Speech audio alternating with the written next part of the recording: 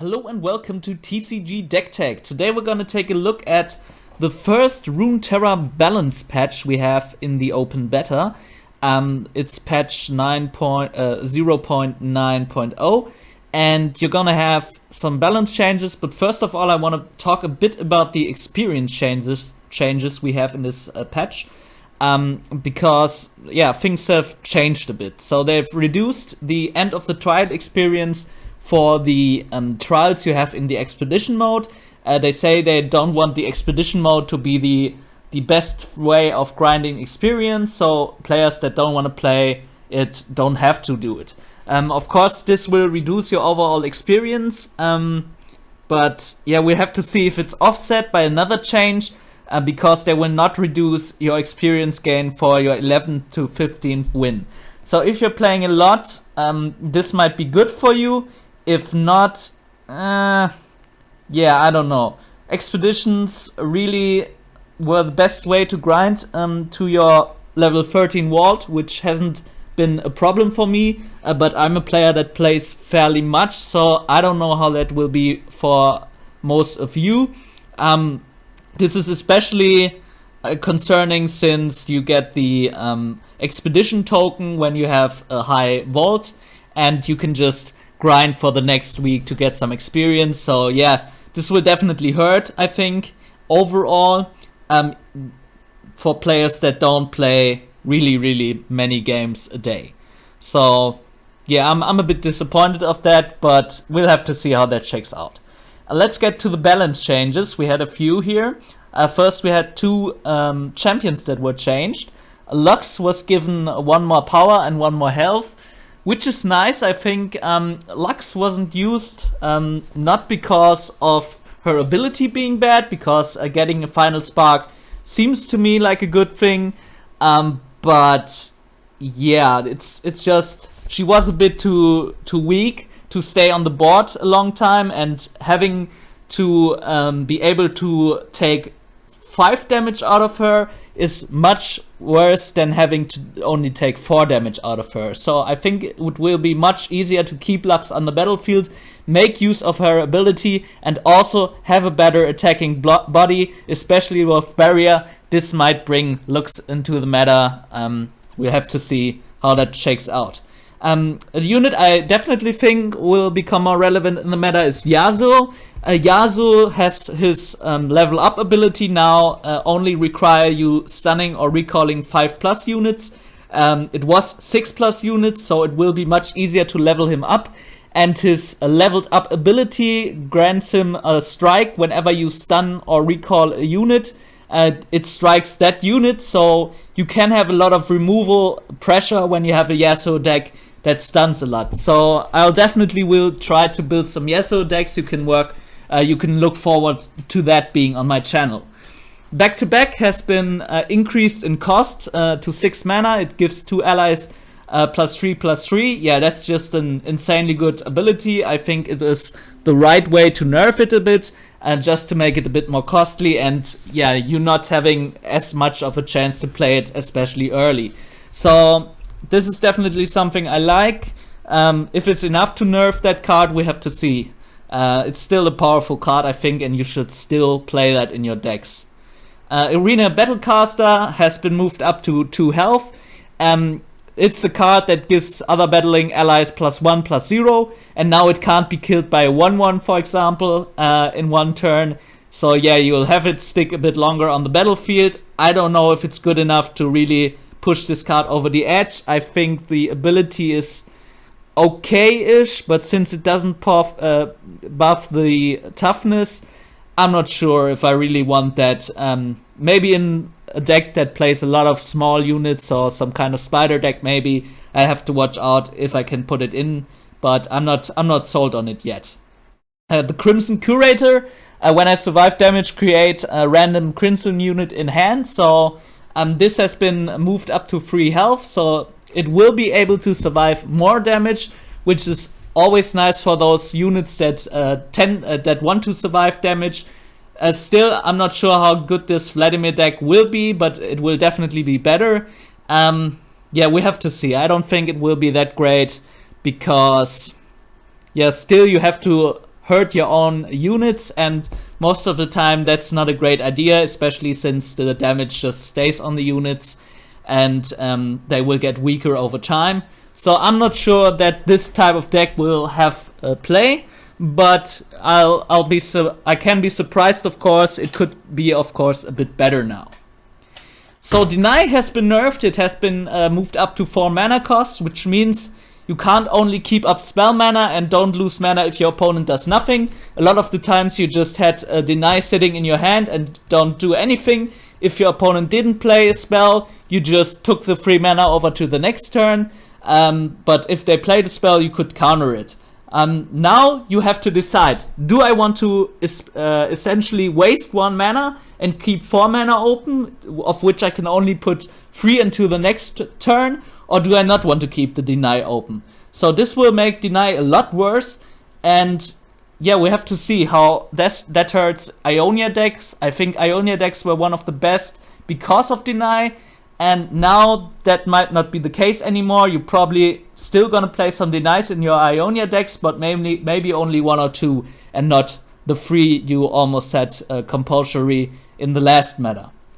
Inspiring Mentor has been moved up to 2 health, but only grants your allies the power and not the toughness now. So it will not boost your creatures or your units to be especially powerful and very, very much of a survival threat on the battlefield. So yeah, it's definitely a big nerf for it.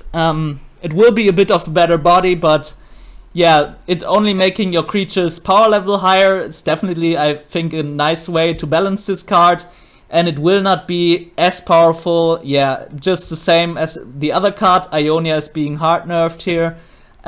Let's see how this card will even stay in the meta. I'm not sure it even will stay in the meta, because gaining 1 toughness is so much better than gaining 1 power most of the times, because you want your units to stick on the battlefield, and Inspiring Mentor right now will not provide that anymore. Jeweled Protector just gets more power, more health. It grants an ally in hand +3/+3, so that's a very powerful card already. Yeah, now it will be much more powerful on the battlefield, so that's something. So Ionia was hard nerfed with the other cards, but with this 5 mana cards, they're gonna say we can give it more power and more health. So this will definitely be a nice addition to a lot of your decks. If you haven't played it previously, I would suggest you give it a try. Kinku Lifeblade was a very annoying card that just gave you a lot of life, was elusive, so it could block elusive, it could just attack for damage, and now it will die a little bit faster. It being 2 health instead of 3 health will definitely help it, especially if you consider you have a lot of 2/2 stuff or 2 power stuff in general that is elusive that you'll want to block with Kinku Lifeblade. Now the Kinku Lifeblade will die as well, and not only the creature that attacks it. So that's a very nice balance change. I think this card was a bit too strong as well, so the balance team did a great job there. Commander Letras has his cost leveled up, has his cost heightened, has also his power heightened, but it will not be able to kill you with its ability anymore. So that was a card you could just play out, have its ability cut the Nexus health in half and just get down from 1 health to 0 health, but that will not be the case anymore, because the health reduction will be rounded up.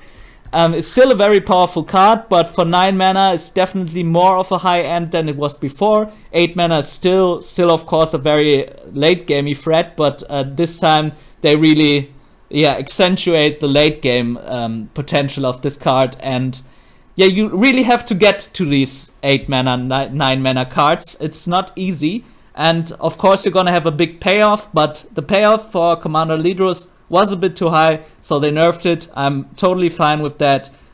That's definitely a decision I can understand, because it's a very, very powerful card, and I've lost a lot of times against it, especially as it is fearsome. It's just way too powerful the way it was before the patch.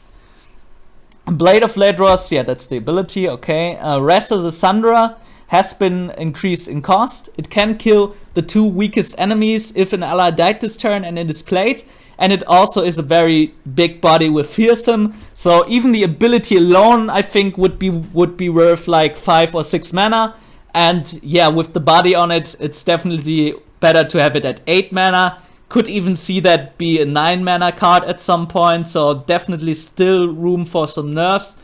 But I think, yeah, that's a step in the right direction, because having 2 units die for 7 mana and getting a body on the opponent's side, that's just not great. Scourge Geist, on the other hand, because they've nerfed a lot of Shadow Isles card, they decided to buff some others. It gets fearsome now, and it's still a card that you could play pretty early if a lot of your creatures have died. So I might be wanting to try that out in some of my ephemeral decks, because in ephemeral decks a lot of creatures are gonna die just as they get into the battlefield. You can also use it in some kind of style of deck that uses last breath creatures and killing those last breath creatures and stuff like that. So Scourge Geist is something I would definitely expect to be in the meta more, because with fearsome now you really have to throw big blockers at it and not only like 1/1s or something. So Scourge Geist will be much better, and it will definitely show up in a lot more decks now. Tortured Prodigy, it's when an ally dies, refill your spell mana. Its power gets increased. Power is not that important for that kind of card, because it's mostly a utility card. So it's a card you don't really want to attack with, because you want your spell mana refilled as much as possible. But yeah, the power will definitely help if you want to attack with it. If your opponent has no blockers or no good blockers, you can definitely attack with it for more damage now, and that will strengthen Shadow Isles some more. I haven't really seen this card have play, because I don't think the ability is that great. It relies too much on a lot of contingencies that have to happen. But if you're in some kind of kill your own stuff type of deck, or an ephemeral deck, it might be worth checking that out if you play a lot of spells as well. Ravecaller has been, the fearsome ability has been removed. Yet it was just a powerful card. I think it's still a powerful card, because with Allegiance you can basically summon 2 bodies for 4 mana, and that is insane. And yeah, it's not having fearsome will definitely nerf it some, but I think it's still a very great card to have. So that was all for this balance patch. I hope you liked my description of it and my own 2 cents on how this will play out. I will definitely work around it a bit, build a Yasuo deck maybe, build some other decks that could be in the meta soon, and I'll definitely show you that on stream when I have a deck I like. So thank you for watching. I hope you liked this video. Give it a like, subscribe to the channel, and this was at TCG Deck Tech signing off.